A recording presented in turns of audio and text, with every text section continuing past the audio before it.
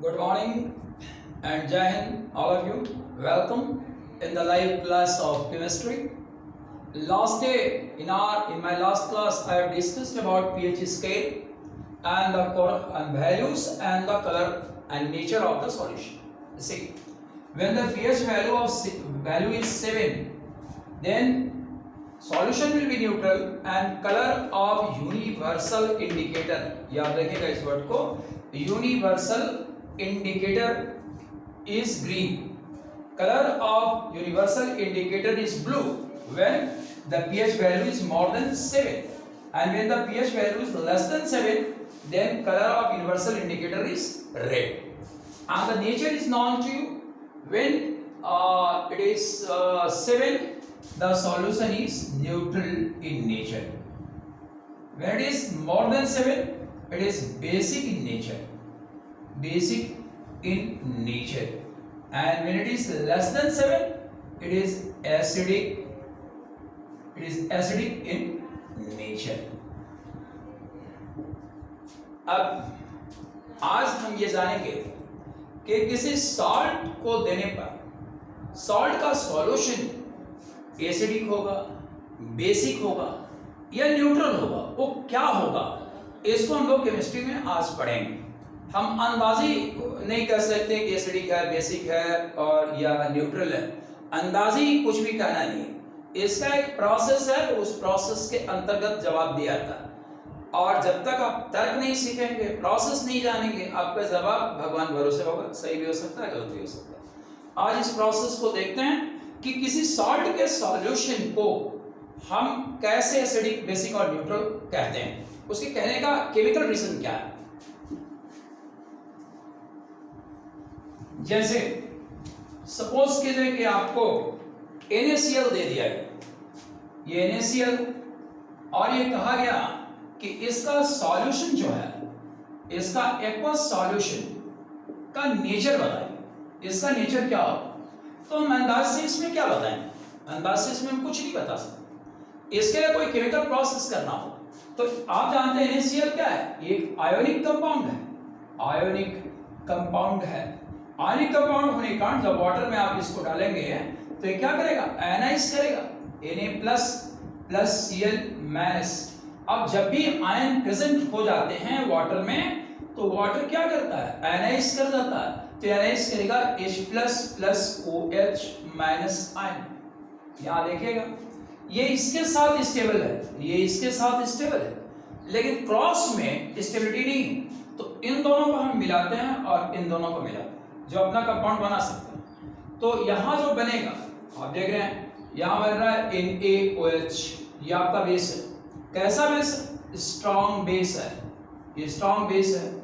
और यहां जो एसिड तैयार हो रही है आपको इस पॉइंट पर HCl बन रही है। HCl क्या है, स्ट्रॉन्ग एसिड है। क्योंकि इसमें दोनों के दोनों क्या है, स्ट्रॉन्ग है, इसलिए सॉल्यूशन क्या होगा, solution will be neutral, will be neutral. ये सॉल्यूशन आपका न्यूट्रल होगा। तो जब इसमें यूनिवर्सल इंडिकेटर इसके सॉल्ट में सॉल्यूशन में डालेंगे तो कलर क्या है, कलर ग्रीन आ जाएगा और ये बताएगा कि सॉल्ट सॉल्यूशन क्या है, सॉल्ट सॉल्यूशन आपका न्यूट्रल है। तो ये न्यूट्रल सॉल्ट सॉल्यूशन बनाता है। सेकंड एग्जांपल हम लोग देखते हैं। सेकंड एग्जांपल में माना कि हम कॉपर सल्फेट को उठाते हैं, कॉपर सल्फेट का एक्वस सॉल्यूशन लेते हैं। जब सॉल्यूशन लेंगे तो आयन के फॉर्म में आएगा Cu++ plus SO4 minus minus. अब वाटर क्या होगा, आयनाइज कर जाएगा, क्योंकि इसके अंदर ऑलरेडी आयन आ चुके हैं। तो आयनाइज जो करेगा तो H plus OH minus ion के रूप में आयनाइज होगा। यहाँ पे देख रहे हैं कि चार्ज क्या है, डबल है, यहाँ चार्ज क्या है, सिंगल है, इसलिए हम इसको 2 से मल्टीप्लाई करेंगे। तो 2 से मल्टीप्लाई करेंगे तो यहाँ कितना होगा, 4H प्लस होगा, और सॉरी यहाँ 2H प्लस होगा और ये 2OH माइनस आयन होगा। अब आप देखेंगे इक्वेशन बैलेंस। अब हम इन दोनों को मिलाते हैं तो कॉपर पॉजिटिव है, इस नेगेटिव के साथ जुड़ेगा और जुड़ के क्या बनाएगा, CuOH2। ये बेस है आपका। ये कैसा बेस है, ये वीक बेस है, ये वीक बेस है। और इस जगह पर ये दोनों जो आपस में मिल रहा है, इनके मिलने से कौन सी एसिड बन रही है? H2SO4 बन रहा है, जो क्या है आपका मिनरल एसिड है, इसलिए ये स्ट्रॉन्ग एसिड है।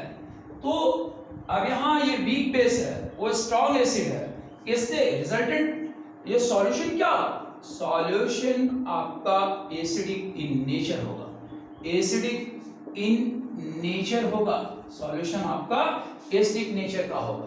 तो यूनिवर्सल इंडिकेटर अगर आप डालेंगे सॉल्यूशन में तो क्या मिलेगा? Universal indicator, universal indicator will give red colour, universal indicator red colour देगा। यहां से हमें जाना कि कॉपर सल्फेट का सॉल्यूशन क्या होता है? एसिडिक इन नेचर होता है, एसिडिक इन नेचर होता है। और जिस तरीका से सीबीएसई अपने एग्जाम्स को चेंज कर रही है और उसकी क्वालिटी बढ़ा रही है, उसका लोड बढ़ा रही है, उसमें ज़्यादा क्वेश्चंस एप्लीकेशन के डाले जा रहे हैं, तो उसमें इस तरह के सवाल के बनने की पूरी संभावना बनी हुई है। तो अब हम लोग आगे इसमें एक क्वेश्चन और देखते हैं। सॉल्ट सॉल्यूशन में मान लिया हमने सोडियम एसीटेट उठाया, CH3COONA, जब पानी में डाला जाएगा तो आयनिक कंपाउंड है, आयन में जाएगा, यहाँ बनेगा Na प्लस CH3COO माइनस, ये आयन आपका एसीटेट आयन हमने बताया। और वाटर क्या होगा? वाटर आयनाइज करके ये रिवर्सिबल रिएक्शन होगा, और ये रिवर्सिबल होगा, आयनाइजेशन है, वीक है ये। तो यहाँ जो बनेगा H plus OH minus ion बनेगा। क्योंकि आयन से हम मोनोवैलेंट है दोनों जगह पर, इसलिए 2 से मल्टीप्लाई करने की जरूरत नहीं है। अब जो एसिड बन रहा है उसे हम देखें, तो एसिड जो बनता है वो CH3COOH बनता है, और यहाँ जो बेस बनता है NaOH बनता है। आप जानते हैं कि ये क्या है? ऑर्गेनिक एसिड है, ऑर्गेनिक एसिड है, और ऑर्गेनिक एसिड होने के कारण ये क्या होगा? ये वीक एसिड है, आपका वीक एसिड है, और ये आपका स्ट्रॉन्ग बेस है, स्ट्रॉन्ग बेस है। इससे सॉल्यूशन क्या होगा? Solution will be basic in nature, solution will be basic in nature, basic in nature, solution आपका बेसिक नेचर का होगा। अब बेसिक नेचर का जब होगा तो लैब में जब इसके सॉल्यूशन में हम यूनिवर्सल इंडिकेटर डालेंगे तो क्या मिलेगा हमको? यूनिवर्सल इंडिकेटर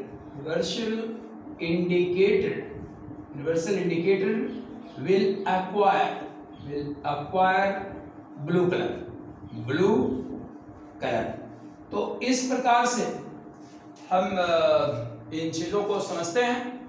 और आंसर देने के पहले जब भी आप आंसर लिखेंगे डायरेक्ट आंसर नहीं दे सकते। अगर 2 नंबर का सवाल है तो 2 नंबर के सवाल में आपको पूरा ये रिएक्शन दिखाना पड़ेगा। अगर 1 नंबर एमसीक्यू में है तो रफ वर्क करके आप इसको जान सकते हैं कि क्या हो।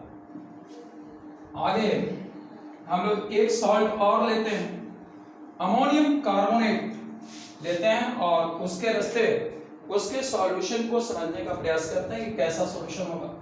अमोनियम कार्बोनेट NH4 इसका सॉल्यूशन कैसा होगा?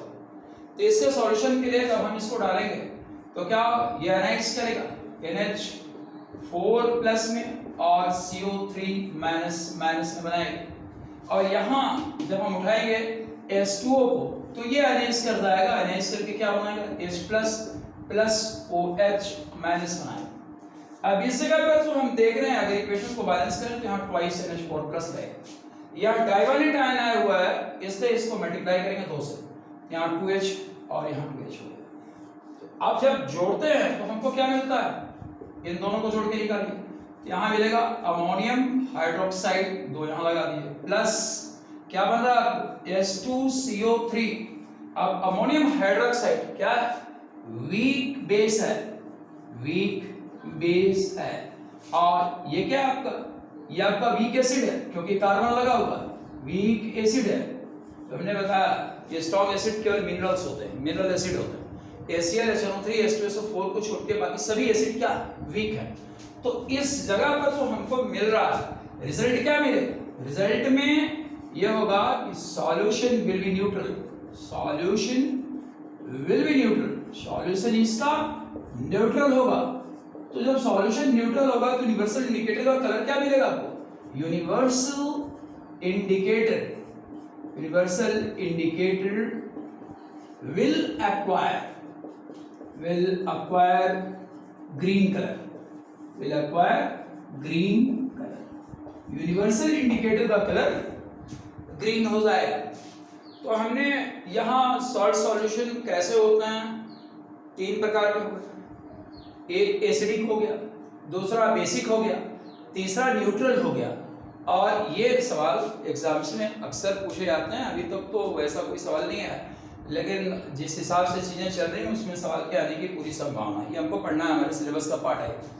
तो आगे हम लोग अब सॉल्ट के बारे में पढ़ते हैं। सॉल्ट के बारे में हम लोग काफ़ी देर से पढ़ रहे हैं, लेकिन स्पेसिफिक सॉल्ट्स के बारे में हमने नहीं पढ़ा अब तक।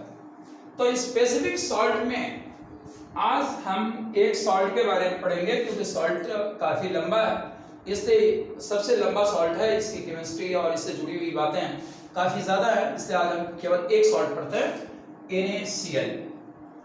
NaCl का जो केमिकल नेम है वो आपको पता है, इसका केमिकल नेम है सोडियम क्लोराइड, सोडियम क्लोराइड, इसको हम लोग सोडियम क्लोराइड कहते हैं।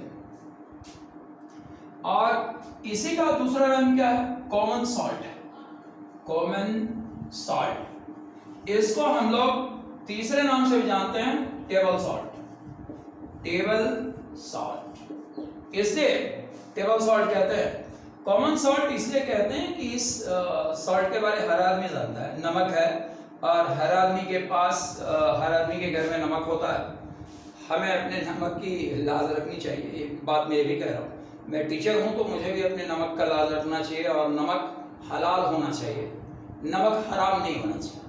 एक बात यहाँ अंग्रेजी की मैं आपको बता दूँ, क्योंकि बड़ा इंपॉर्टेंट एरिया है। जो सैलरी शब्द है, सैलरी, अगर मैं काम करता हूँ किसी ऑर्गेनाइजेशन में, जैसे आपके स्कूल में मैं पढ़ाता हूँ, तो पढ़ाने की वजह से मुझको स्कूल सैलरी देता है। तो सैलरी किस बात का देता है? सैलरी इस बात का देता है कि हमने ऑर्गेनाइजेशन में अपना पसीना बहाया है, और पसीना कैसा होता है? पसीना नमकीन होता है। तो सैलरी जो शब्द है वो निकला कहाँ से, ये समझिएगा। सैलरी शब्द डिराइव हुआ है सॉल्ट से। कितना सॉल्ट आपने स्कूल को दिया, कितना नमक आपने। 2 प्रकार के शब्द भी चलते हैं, आप जानते हैं, नमक हराम, नमक हराम, जो कीमत को ना समझ पाए, जो करना है वो ना करके कुछ और कर दे। और एक होता है नमक हलाल। नमक हलाल का मतलब ये हुआ कि अगर मैंने आपका नमक खाया है तो मैं उसको अदा भी करूंगा, वैसे आदमी को नमक हलाल कहते हैं। तो मेरी एक गुजारिश है आपसे कि आप सभी लोग नमक हलाल बने, नमक हराम मत बने। चूंकि ये इलाका बहुत मजबूत है, इसलिए इस पर थोड़ा मैं कुछ फिलोसफिकल बातें भी कर दिया। चलिए, ये NaCl ये बनता कहाँ से? ये बनता है समुद्र के पानी से। आपको मालूम है कि इसका प्रिपरेशन, मैन्युफैक्चरिंग कहाँ से होती है? तो इसकी मैन्युफैक्चरिंग इसकी मैन्युफैक्चरिंग जो होता है, अब मैन्युफैक्चरिंग का मतलब इंग्लिश में क्या है? नॉर्मल इंग्लिश में हम लार्ज प्रोडक्शन कहते हैं। लार्ज प्रोडक्शन, ज्यादा मात्रा में ये तैयार कहाँ से होता है? तो ज्यादा मात्रा में ये तैयार होता है आपको समुद्री इलाकों से, समुद्र से तैयार होता है। तो इसका सोर्स क्या है, कहां से इसको निकाला जाता है? तो सोर्स इसका सी वाटर, सी वाटर, जिसे हम लोग दूसरे शब्दों में ब्राइन वाटर भी कहते हैं, ब्राइन वाटर भी कहते हैं। तो इसमें बहुत ज्यादा सोडियम क्लोराइड होता है। अब इसकी तैयारी जो की जाती है, उसमें जो समुद्र के किनारे बहुत बड़े बड़े गड्ढे खोदे जाते हैं, और उन गड्ढों में जब टाइड आता है, आप जानते हैं कि 2 बातें होती है ज्योग्राफी में, एक टाइड है, एक एवी, ये 2 घटना सब लोग ज्वार भाटा कहते हैं। टाइड का मतलब होता है पानी का चढ़ना, और भाटा का मतलब होता है पानी का लौटना। तो जब ज्वार आता है उसके 6 घंटे के बाद पानी लौटता है, और इस दरमियान समुद्र के किनारे जो हमने जमीन में गड्ढे खोदे हुए हैं, उन गड्ढों में पानी भर जाता है। पानी भरने के बाद पानी वापस चला जाता है, और पानी उसी में लॉक होता है। लॉक होने का जब सूर्य की किरणें उस पर पड़ती हैं तो इवेपोरेशन होता है, और इवेपोरेशन होने के बाद जो बचता है वो आपका सॉल्ट है। उसी सॉल्ट को कंपनियां क्या करती हैं, प्रोसेस करके हम तक पहुंचाती हैं। तो ये सॉल्ट की कहानी है। और ज्वार भाटा कब कब आता है, आप जानते हैं ज्वार भाटा आने का 2 ही दिन है, एक नो मून है और दूसरा है फुल मून, पूर्णवासी जिसे हम लोग कहते हैं, पूर्णिमा और नो मून, अमावस्या, 2 दिन ज्वार भाटा आता है। और इसी दरमियान जो है नमक का प्रोडक्शन किया जाता है। अब नमक से जुड़ा हुआ एक ऐतिहासिक घटना है, जिसे आप जानते हैं, जिसे हम लोग सॉल्ट मूवमेंट कहते हैं, सॉल्ट मूवमेंट। ये सॉल्ट मूवमेंट जो है इतिहास में किस नाम से दर्ज है, इतिहास में इसे हम लोग दांडी मार्च कहते हैं, दांडी मार्च। तो आपको मालूम होगा कि ब्रिटानिया हुकूमत में जब नमक के ऊपर में इतना ज्यादा टैक्स लगाया गया कि आम आदमी नमक खरीद नहीं पाता था, तो ऐसी स्थिति में जब ये बात गांधी को पता चली, उस समय वो साबरमती आश्रम में थे, गांधी को सूचना दी गई कि गांधी जी नमक का दाम तो इतना ज्यादा बढ़ गया है टैक्स लगने के कारण कि आम आदमी इसको खरीद भी नहीं सकता। ऐसे में गांधी आश्रम से अपने सत्याग्रहियों के साथ निकले, और निकलते वक्त गांधी ने जो कहा वो मैं आपसे कहना चाहता हूं। गांधी ने कहा कि जब तक अंग्रेजी हुकूमत इस भारत से चली नहीं जाती हमेशा के लिए, तब तक मैं अपने घर साबरमती आश्रम नहीं लौटूंगा। और गांधी ये कह के चले सत्याग्रहियों के साथ। 54 किलोमीटर की दूरी साबरमती और दांडी का पड़ता है। गांधी 54 किलोमीटर अपने सत्याग्रहियों के साथ पैदल चले गए। पैदल जाने के बाद उन्होंने समुद्र का पानी निकाला, उसे बॉयल किया केटली में, बॉयल करने के बाद नमक बनाया, और उसी नमक को खाने में डाल करके नमक कानून को गांधी ने तोड़ा, और पूरे भारत में नमक कानून टूट गया। तो इस टूटने के बाद जो ब्रिटेन के प्रधानमंत्री थे, उन्होंने एक बात कही थी जो आपके सामने मैं रखना चाहता हूं। ब्रिटेन के प्रधानमंत्री ने यह कहा था कि गांधी क्या समझता है कि एक केटली समुद्र के पानी को बॉयल कर देने से इंग्लैंड का साम्राज्य भाप बन के भारत से उड़ जाएगा। खैर, ये नमक के पीछे की कहानी है, और ये दांडी मार्च है जो हमको जानना है, और हमें समझना है कि हमारी आज़ादी हमें किन कीमतों पर मिली है। Okay guys, thank you a lot.